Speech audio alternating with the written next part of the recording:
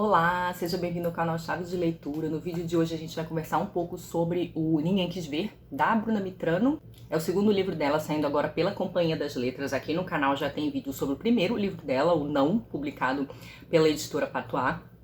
E eu reli o Não, além de reler o Ninguém Quis Ver, porque eu li esse livro ano passado, porque a gente vai ter o clube de leitura que inclusive vai acontecer hoje. A Bruna Mitrano é uma pessoa que eu conheço há muitos anos, a gente morava no mesmo condomínio, né? Então a gente se conheceu ali por volta do início dos anos 2000, a Bruna estava no final da adolescência, eu no início da idade adulta, e a gente foi apresentada por um colega em comum, que era meu colega de trabalho, e a gente começou aí, vamos dizer, uma amizade literária. Na época, a gente já estava muito nos corres, tanto eu quanto ela, né, trabalhando, estudando, e a gente foi se reencontrar de verdade na internet, porque ambas escrevíamos poemas e tínhamos blog, e fazíamos aí parte desse grupinho de poetas que se autopublicavam na internet. Desde então a gente continua conversando, a gente continua em contato, e a Bruna é uma poeta que eu admiro muitíssimo. No ano passado, quando eu li esse livro, que inclusive entrou na lista de favoritos do ano, eu falei que esse livro para mim era um acontecimento, e ele é um livro que me toca particularmente. A Bruna consegue trazer a realidade do subúrbio do Rio de Janeiro, né? O Rio de Janeiro é uma cidade assim um pouco comprida e nós somos da Zona Oeste. E a Zona Oeste, ela consegue ser mais longe do centro do Rio do que certos municípios da Baixada Fluminense. A ponto de que muita gente não sabe que bairros como Campo Grande, Bangu, Santa Cruz fazem parte do município de Rio de Janeiro. Nós estamos a 40, 50, 60 quilômetros das coisas mais conhecidas da cidade, né? A gente tem o Maracanã na Zona Norte, mas boa parte das atrações turísticas, vamos dizer assim, do Rio de Janeiro estão do centro para frente, do qual a Zona Oeste está particularmente distante. E a Bruna vai trazer, com um olhar assim muito atento, muito afetuoso também, a realidade desse espaço. Então a gente pode dizer que Ninguém Quis Ver é um livro sobre a realidade das pessoas pobres que moram nesse subúrbio profundamente afastado. Nesse sentido, o poema que abre o livro é muito representativo. O livro é dividido em 5 partes que são Longe, Coisa de Família, Urubus, etc., Desastres Naturais, Suportar Tudo Isso. E a parte longe começa com um poema que se chama 70 Quilômetros do Mar. E ela diz assim: moro a 70 quilômetros do mar, moro a 2h30 do mar, moro a 2 ônibus ou 24 estações de trem e 11 estações de metrô do mar. Moro a tanta preguiça de ir até o mar, mas todo dia piso nos 2 montes de areia da calçada do vizinho e lembro que só se esquece o mar quem mora perto do mar. Eu não esqueço que moro onde não escolhi, que moro onde posso morar, e às vezes é madrugada e faz silêncio. Às vezes é madrugada e durmo ouvindo o barulho da água do valão diante da minha casa. E acordo com a boca salgada, nos olhos, 2 montes de areia. Então, além desse poema assim, ser lindíssimo, né? Ele representa muito bem o que está sendo narrado aqui. Inclusive essa questão de uma certa feiura e precariedade, né? O valão, o monte de areia da calçada. Essa realidade bem da vida de subúrbio. E essas 5 partes, a Bruna organiza muito bem. Longe, então, vai tratar dessas questões das pessoas pobres que moram distante, que estão afastadas das coisas que não são só... Uma certa exclusão, né? Que não é só uma exclusão... É uma exclusão que inclui o acesso a coisas materiais e também a certas benesses geográficas mesmo, como a própria praia. Em Coisa de Família, a Bruna vai falar de uma certa herança familiar que nem sempre é muito boa, né? Ela vai aí resgatar memórias familiares. Esse é um livro muito de memórias também, né? Que incluem a avó, que inclui... O livro, inclusive, é dedicado à avó da Bruna, que incluem a mãe, o pai... E essa mistura aí de amor e violência, e de afeto, e de uns afetos que às vezes são meio ríspidos, e que envolve também a herança até das doenças familiares, nessa coisa de ter ossos fracos, dentes fracos. É uma parte muito bonita. Parte seguinte, que é Urubus, etc., a Bruna vai fazer aí um compilado do convívio com animais. E como esse convívio com animais inclui uma certa brutalidade também, né? Então, crianças famintas que vão, de certo modo, atacar animais, a presença de urubus por perto, porque o saneamento não é lá essas coisas, e porque também existe uma certa quantidade de carniça um pouco maior do que deveria haver, muitas vezes por conta da violência. Já em Desastres Naturais, e esse título é ótimo, porque na verdade eles não têm muitas vezes nada de naturais, eles às vezes são naturalizados, a gente vai ver essas tragédias cotidianas das pessoas pobres, né? Sejam as enchentes que destroem os seus móveis, a sua casa, sejam os desastres da violência, né? Então, o fato de que a gente vai estar passando pelo meio de um tiroteio, muitas dessas coisas aqui eu vivi, né? O fato de que, por exemplo, eu voltava da faculdade à noite, né? Morava em Campo Grande, estudava no Maracanã, que é onde fica a UERJ, e peguei tiroteio na Mangueira, que é onde fica a estação Mangueira, quando pegava, né, pra voltar pra casa. Peguei tiroteio em Senador Camará, que é o lugar onde a Bruna nasceu, né, e passei por uma situação muito parecida com a que ela descreve aqui, que é uma situação em que o maquinista passa no meio do tiroteio, e eu passei por essa situação também, todo mundo se joga no chão pra tentar não ser baleado. E então esses desastres que na verdade são parte do abandono dessas pessoas, são as tragédias que essas pessoas vivem, mas que acontecem por conta da série de abandonos e carências e situações críticas que constituem aquele ambiente onde elas estão inseridas, né? Eu gosto muito do poema Rotina, onde ela diz assim: pela manhã empurrar lama com rodo, enxaguar os panos enfiados nos pés das portas, desempilhar os móveis e colocá-los de cabeça para cima. Toalhas escaldadas trazem a avó reerguendo a casa. Tantos temporais depois de desenhar com uma lasca de tijolo sóis na calçada. Então tem esse hábito quase cívico, né, de repetir algo, porque as enchentes são recorrentes.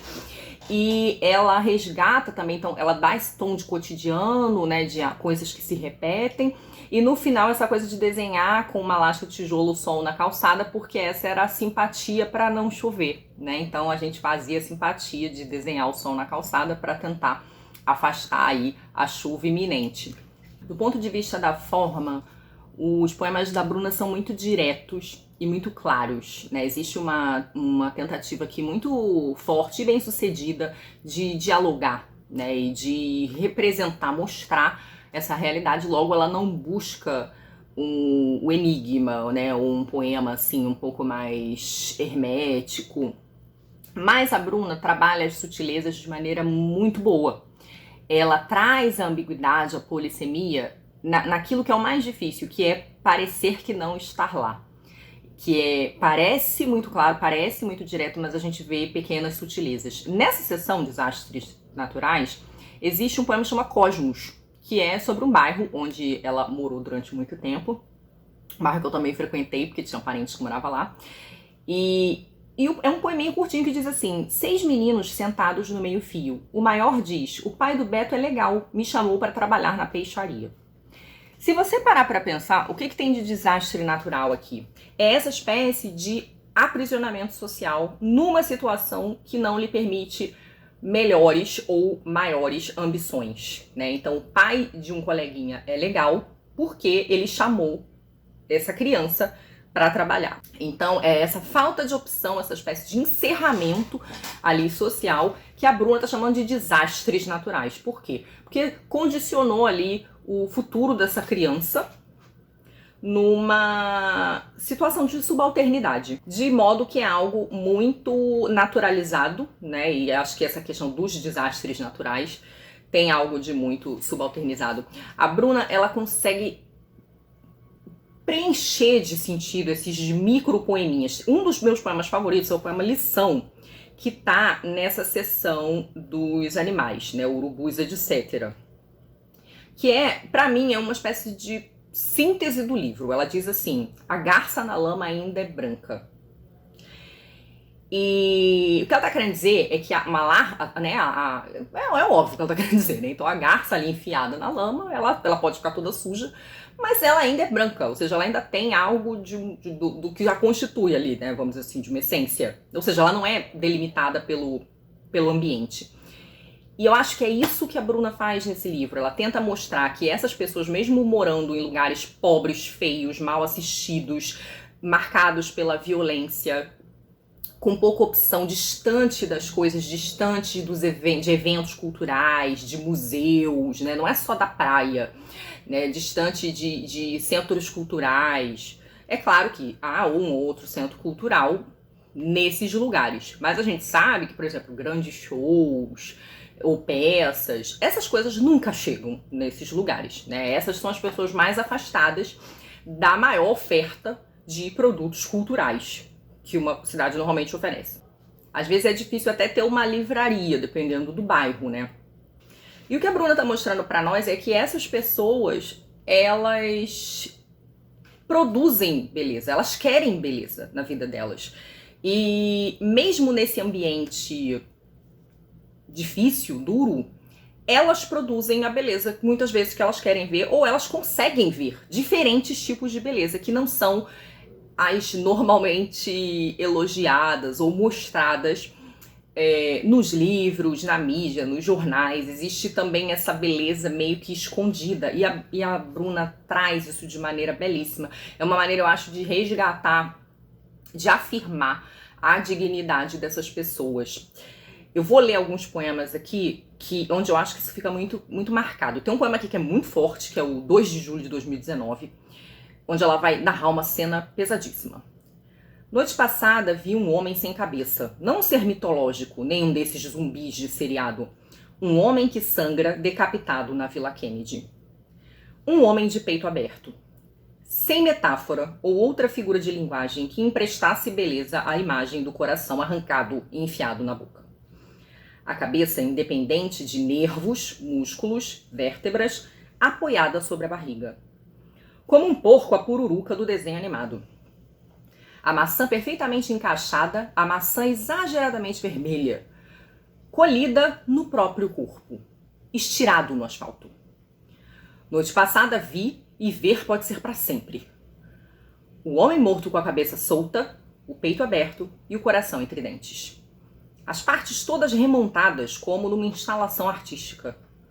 Noite passada vi e senti o coração na boca. Uma dificuldade de respirar, que ignorei em respeito à mãe do morto.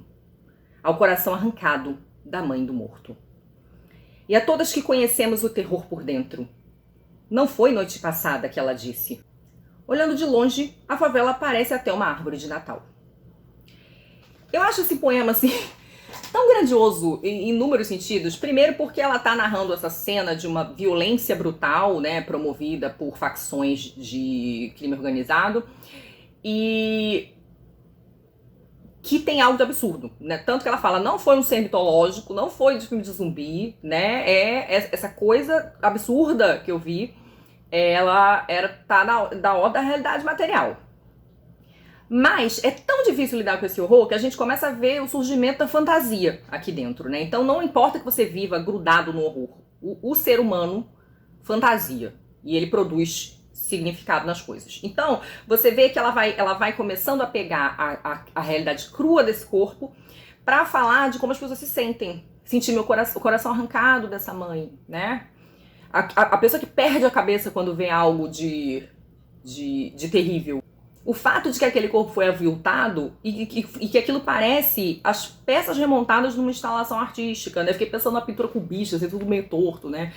Então a gente tem elaborações do horror. A gente vai vendo elaborações do horror. E por fim, ela resgata uma fala dessa mãe que perdeu o filho, que ela teria dito, não na noite passada, que foi a noite da tragédia, que, olhando de longe, a favela parece uma árvore de Natal. E parece, de certo modo, porque normalmente, né, várias favelas no Rio, elas estão próximas ao morro, então você a vê de longe, nem todas, porque aqui tem muita favela vertical. E aí, com as luzes acesas, né, das casas, o que a gente vê é aquele monte, assim, iluminado. Então a Bruna resgata essa capacidade de ver e produzir beleza em lugares carentes, em lugares de realidades muito duras, como uma natureza humana. E é por isso que a garça na lama ainda é branca. Porque algo nos une, e é essa nossa capacidade de fantasiar, de produzir beleza, de produzir significado. A última parte do livro chama Suportar Tudo Isso, e me parece interessante que ela coloque no fim né? Então é como se você tivesse as 5 partes do livro e ela fica ali embaixo. E nessa última parte, então, a Bruna vai falar de como o corpo sente isso também, né? Então ela vai falar de doença, ela vai falar de internação, ela vai falar da brutalidade sofrida pelo corpo dessas pessoas, né? Tem um poema sobre um homem, um pedreiro, que rasga o pé. Ele rasga o pé e ele usa essa metáfora, né? Ele não fala cortei ou furei, ele fala rasguei. E aí a Bruna vai fazer uma reflexão em torno do uso dessa palavra. Mas o poema que eu mais gosto é um poema que ela dedica para Keila Leandra, que ela diz, para Keila Leandra, que me mostrou o motivo, o poema se chama No Futuro. E é um poema bastante terno, né? Onde ela vai dizer: eu ainda dormia quando ela chegou. Trazia um pedaço de giz entre os dedos e meia dúzia de ovos numa sacola. Acordei e a vi de costas, a escápula direita se movendo um pouco. Keila é destra e desenha cruzes nas portas. Esperei até que corrigisse com o dedinho o traço torto e perguntei se reconhecia a grandeza do gesto. Disse que não. Keila sabe mais do que revela. Quando me viu dormindo, logo soube que eu estava triste. Por isso falou em voltar até que eu contasse tudo. Tudo é coisa demais, Keila. Eu sei, eu aguento. Keila sempre diz eu aguento e leva ovos para a mãe. Quando voltou, eu disse: você tem razão, eu tenho lembrado do passado. Ela disse: você está escrevendo um livro. E isso apaga o passado? Perguntei. É um livro no futuro, respondeu. Só então reparei no seu tamanho. Tão pequena, tão magra, o short com pence e ainda assim largo. Keila, você é uma criança, não tem que aguentar nada disso. Então a gente vê tanta coisa aqui também, né? O amadurecimento dessa pequena criança que já ajuda em casa, que já procura ajudar as pessoas próximas, né? Aqui o próprio poético. E a percepção dela, né? De que ela mostra para a mulher adulta que o livro está sendo escrito, né, no futuro. O livro é uma ressignificação, o livro é uma ação em relação àquilo tudo. Ele pode abrir caminhos, ele pode abrir conversas. É muito bonito e, de fato, Keila não deveria ter que aguentar tudo isso. E há um espelhamento, inclusive, porque o eu poético desse livro vem aguentando tudo isso desde pequena, né? Ela, especialmente quando narra suas experiências com a mãe empregada doméstica ou com a mãe camelô, né, com a violência doméstica ali, né, com uma figura paterna. Então o próprio poético vem aturando mais do que deveria. E essas coisas têm um efeito que a gente vai vendo aqui nos poemas dessa sessão, né? Tem um efeito neurológico, tem um efeito físico, tem um efeito psicológico, né, que é daquela pessoa que tá ali todo dia resistindo, aguentando essa série de dificuldades e pesos. Eu diria então que Ninguém Quis Ver, comparado com Não, é um livro mais terno, é um livro mais aberto a mostrar e a dialogar do que o Não, que é um livro mais de embate mesmo, é um livro raivoso, é um livro que de certo modo quer atacar. E por isso eu acho até que esse livro ele acaba de fato convidando mais leitores do que o Não. O Não acaba sendo uma leitura muito difícil. Esse aqui tem momentos difíceis também, mas ele é um livro que mistura, né? Eu tava conversando com a Bruna, a gente fez uma conversa para os apoiadores do canal, onde eu falava para ela que eu sentia que os poemas dela, eles misturavam o amor e a violência, que é um tema da poesia dela também, né? Tanto no outro livro quanto nesse, de maneiras diferentes. Amor e violência estão meio misturados, e que existe isso na poética dela, né? Que é esse poema que nos dá umas porradas, mas nos dá umas porradas com afeto. E como vocês perceberam nas leituras que eu fiz, os poemas são muito narrativos ou descritivos, né? Eles trazem essas cenas. E isso é importante porque eles capturam a particularidade das pessoas, das realidades. Não fica aquela coisa amorfa, né? Um povo amorfo, assim.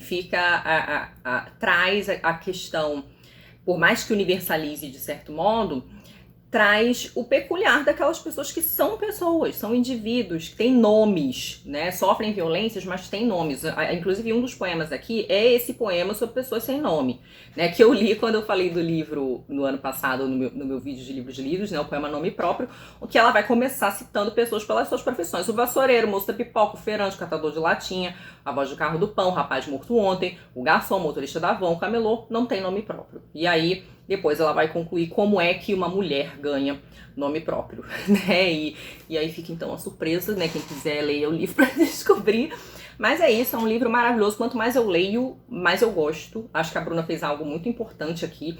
E, inclusive, uma pessoa que tomou seu tempo, né? A Bruna publicou o Não em 2016 e agora em 2023. Então ela tomou esse tempo para pensar o que ela queria com a poesia dela, o que ela buscava, para burilar e para chegar nesse que é o melhor efeito da poesia, né? Que é a poesia que parece feita sem esforço, onde o artifício poético fica sutil, imperceptível, mas que quando você lê com cuidado, você vê o que tem ali, na escolha das palavras, no ritmo, na ambiguidade, na metáfora. Né? Você chegar, você alcançar essa sutileza, tratando de uma realidade tão dura e não fugindo da realidade material, é um talento, é um talento. É aquilo que só parece simples, mas não é nem um pouco simples. E então é um livraço, e é isso, eu espero que muitos de vocês leiam e que quem leu aí venha conversar com a gente aqui no canal e falar o que achou aí dos comentários. É isso, gente. Minhas impressões sobre Ninguém Quis Ver. Muito obrigada a todos pela companhia. Até a próxima. Tchau.